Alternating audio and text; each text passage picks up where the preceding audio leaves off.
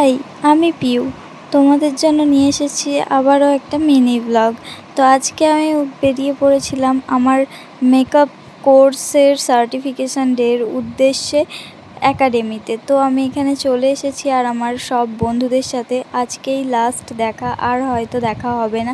সেই কারণে সবাইয়ের একটু ভিডিও ক্লিপ নিয়ে নিচ্ছিলাম, খুব মিস করব সবাইকে।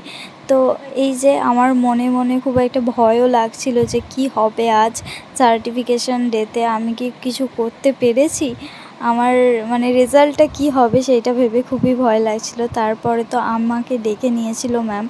তারপরে আমার এখন মনে হচ্ছে যে হ্যাঁ, আমি কিছু একটা পেরেছি করতে, নিজের স্বপ্নটাকে পূরণ করতে পেরেছি।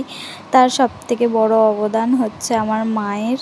আমার মা যদি আমার পাশে না থাকতো তাহলে হয়তো আমি এটা কিছুতেই করতে পারতাম না।